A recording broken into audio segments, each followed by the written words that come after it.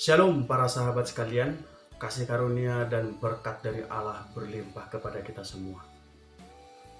Akhir-akhir ini kita dihebohkan dengan peristiwa pembunuhan yang terjadi di Sigi, Sulawesi Tengah, yang dilakukan oleh sekelompok teroris. Mereka membunuh 4 orang saudara-saudari kita di sana, juga membakar 6 rumah dan 1 tempat ibadah. Kita patut berduka, kita patut berdoa juga agar para saudara-saudara kita ini diterima oleh Allah di sisi kanannya, ditempatkan di tempat yang berbahagia bersama para kudus di surga. Kita juga berharap kepada Polri dan juga aparat keamanan lainnya agar segera menyelesaikan dan menuntaskan masalah ini dengan tepat. Nah, kembali ke persoalan tadi, kasus pembunuhan yang terjadi di Sigi. Kita bertanya, kenapa terjadi pembunuhan? Mengapa harus terjadi pembunuhan? Pembunuhan itu terjadi bisa diakibatkan oleh bermacam-macam alasan, bermacam-macam sebab. Secara khusus yang terjadi di Sigi, ini disebabkan oleh sekelompok orang, sekelompok teroris, kaum radikal yang merasa diri paling suci, merasa diri paling benar, merasa diri memiliki surga, sehingga mereka membunuh dengan mengatasnamakan Allah. Mereka membunuh demi nama Allah. Dan tindakan ini sungguh sangat biadab dan tidak berperi kemanusiaan, tidak punya hati nurani sama sekali, dan tidak perlu diteladani, tidak perlu ditiru oleh siapapun di antara kita. Adalah sesuatu yang tidak masuk akal ketika membunuh dengan mengatasnamakan Allah. Apakah Allah menginginkan, apakah Allah menghendaki kita, siapapun, membunuh demi namanya?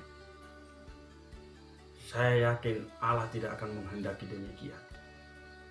Justru orang-orang yang membunuh demi namanya ialah orang-orang yang paling sengsara, karena mereka telah merampas hak Allah itu sendiri. Nah, kita berharap peristiwa-peristiwa seperti ini tidak terjadi lagi. Peristiwa pembunuhan atas dasar apapun tidak terjadi lagi di tanah air kita ini. Semoga tidak terulang dan tidak dilakukan oleh siapapun atas dasar apapun, terlebih atas dasar agama. Nah, para sahabat, saya ingin mengajak kalian semua untuk melihat, memahami, merefleksikan ajaran Yesus dan juga ajaran gereja terkait tentang pembunuhan ini. Apa yang dikatakan oleh Yesus? Apa yang dikatakan oleh gereja Katolik secara khusus terkait dengan pembunuhan ini? Secara jelas kita bisa melihat bagaimana Yesus itu menentang pembunuhan. Di dalam khotbahnya di bukit, dalam Matius 5 ayat 21-22, kita bisa melihat, kita bisa mendengar apa yang dikatakan oleh Yesus. Bunyinya demikian: kamu telah mendengar yang difirmankan kepada nenek moyang kita, jangan membunuh, siapa yang membunuh harus dihukum. Tetapi aku berkata kepadamu, setiap orang yang marah kepada saudaranya harus dihukum. Sekali lagi saya bacakan, setiap orang yang marah kepada saudaranya harus dihukum. Setiap orang yang berkata jahil harus diserahkan ke dalam neraka yang menyala-nyala. Ini sekali lagi dalam Matius 5 ayat 21-22. Secara jelas dan secara tegas Yesus mengatakan orang yang marah harus dihadapkan kepada hukum, harus dihukum. Itu marah. Bagaimana dengan membunuh? Jadi dalam hal ini kita bisa memahami bahwa Yesus itu sungguh sangat menentang yang namanya pembunuhan. Membunuh itu berarti membuang sesama dari persaudaraan kemanusiaan. Entah itu dengan cara membunuhnya, entah itu dengan cara mengkafirkan, atau dengan cara membenci, atau dengan cara yang lain. Membunuh sekali lagi berarti membuang sesama dari kemanusiaan. Yesus hendak mengatakan bahwa tidak membunuh itu tidak cukup. Tidak membunuh itu tidak cukup. Tetapi yang harus dilakukan ialah bagaimana kita, para pengikut Kristus ini, mampu menerima sesama sebagai saudara. Mampu menerima orang lain sebagai saudara. Mampu menerima yang di luar diri kita, dalam arti baik itu suku, baik itu agama, baik itu kebangsaan atau apapun itu, mampu menerima mereka sebagai saudara. Ini yang diajarkan oleh Yesus. Maka tidak membunuh itu tidak cukup, tetapi bagaimana kita mampu menerima sesama sebagai saudara. Dan ini kita bisa lihat di dalam cerita tentang orang Samaria yang baik hati. Di dalam cerita itu kita bisa melihat bagaimana orang Samaria ini mampu mengatasi segala perbedaan. Tidak pandang bulu, tidak pandang sukunya apa, tidak pandang agamanya apa. Selain itu juga, berbuat baik itu juga tidak cukup. Berbuat baik kepada sesama, berbuat baik kepada saudara, itu tidak cukup. Di dalam Matius 5 ayat 46-47 Yesus mengatakan, apabila kamu mengasihi orang yang mengasihi kamu, apakah upahmu? Bukankah pemungut cukai juga berbuat demikian? Dan apabila kamu memberi salam kepada orang atau kepada saudara-saudaramu, apa lebihnya daripada perbuatan orang lain? Jadi perbuatan baik saja tidak cukup. Tetapi bagaimana kita memperlakukan orang yang di luar diri kita sebagai sesama. Terkait dengan itu, terkait dengan pembunuhan, maka pembunuhan itu tidak boleh sama sekali terjadi. Karena itu bisa dikatakan Yesus sungguh sangat menentang keras yang namanya pembunuhan. Kembali juga ke dalam persoalan tadi, persoalan pembunuhan. Bagaimana gereja Katolik memandang pembunuhan ini? Berdasarkan pengajaran Yesus tadi, gereja Katolik juga secara tegas, secara keras dan jelas menentang pembunuhan atas dasar apapun. Gereja Katolik menentang keras pembunuhan. Tetapi sebaliknya, gereja Katolik itu sangat menghormati, sangat menjunjung tinggi nilai-nilai dan martabat hidup manusia. Gereja Katolik mengajarkan, gereja Katolik menyadarkan umatnya bahwa hanya Allah pemberi hidup. Maka ketika seseorang itu membunuh orang lain, membunuh sesama, berarti dia melawan Allah. Karena itu, pembunuhan atas dasar apapun tidak dibenarkan oleh gereja Katolik. Selain melawan Allah, dalam pembunuhan juga selalu ada ketidakadilan.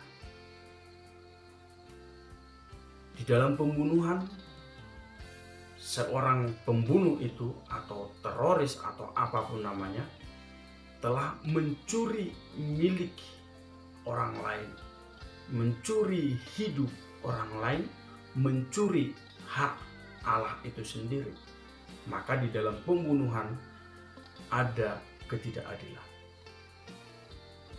Kita bisa melihat ini di dalam 1 Raja-Raja 21 ayat 19, di mana Ahab disebut seorang pembunuh karena dengan pengadilan yang curang ia menghukum mati Nabot dan merampas ladangnya. Maka dalam hal ini, dalam hal pembunuhan ini, seseorang yang melakukan pembunuhan, dia telah masuk ke dalam dosa yang paling berat. Pembunuhan dipandang sebagai puncak kejahatan karena merupakan puncak dari ketidakadilan. Maka surat Yakobus 5 ayat 5-6 mengingatkan kita semua, mengingatkan secara khusus orang-orang yang hidup dalam kemewahan dan berfoya-foya di bumi, yang menghukum bahkan membunuh orang-orang yang benar dan yang tidak dapat melawan.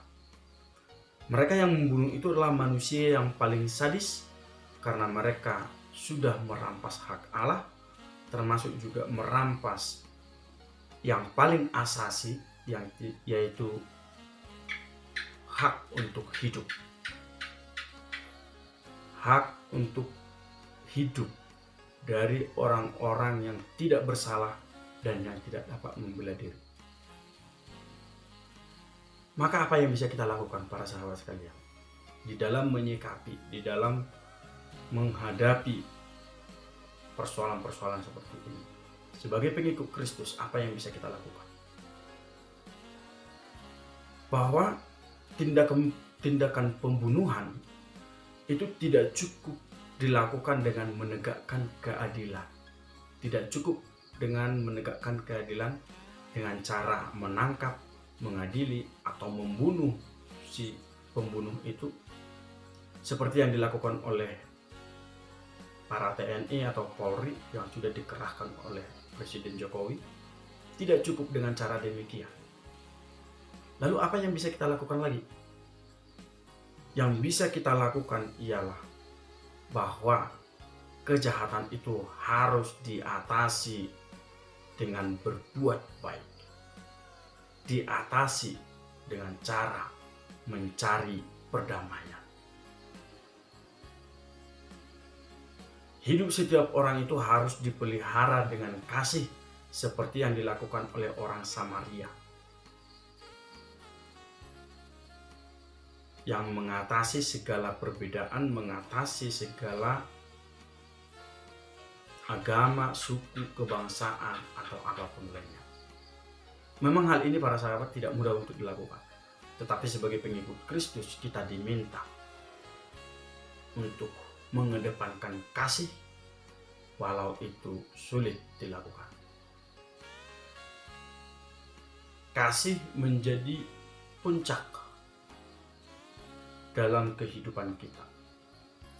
Kasih menjadi dasar kita untuk memperlakukan sesama kita.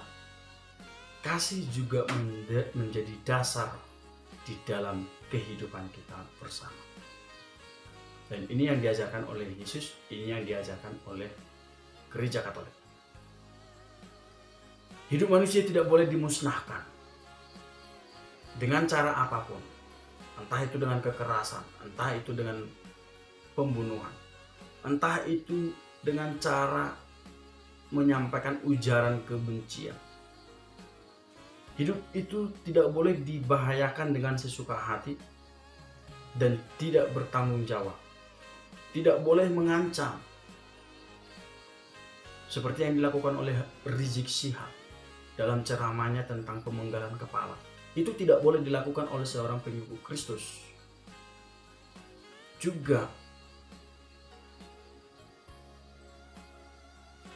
kita harus sadar bahwa manusia adalah seutuhnya milik Allah. Akhir-akhir ini kita bisa melihat, kita bisa mendengar atau bisa mengamati ujaran-ujaran kebencian yang disampaikan oleh pemuka-pemuka agama tertentu, juga sadisme, kekerasan, dan terakhir kemarin itu kita bisa melihat pembunuhan. Kita berharap ini tidak terjadi lagi. Seringkali banyak di antara kita lebih tertarik dengan kisah-kisah atau cerita-cerita atau ceramah-ceramah yang mengajarkan kebencian, yang mengajarkan tentang kekerasan, permusuhan, bahkan pembunuhan. Dan sepertinya sekelompok orang tertentu, khususnya anak-anak muda, lebih tertarik dengan hal-hal seperti ini karena dasar membela agama, membela Allah. Maka hal ini perlu kita waspadai, perlu kita antisipasi secara bersama-sama sejak awal, sejak dini. Dan kita berusaha menciptakan kasih, menciptakan perdamaian, kerukunan sebagai satu bangsa, sebagai sesama manusia, sebagai sama-sama ciptaan dan milik Allah. Dan saya kira ini sungguh sangat sesuai dengan cita-cita negara kita sendiri, menciptakan perdamaian, kebersamaan, kesatuan di dalam satu bangsa, satu negara, negara Indonesia. Mari kita berdoa, berharap juga sekaligus memperjuangkan bersama keindahan negeri kita, keindahan kebersamaan, keindahan keberagaman kita sebagai satu bangsa.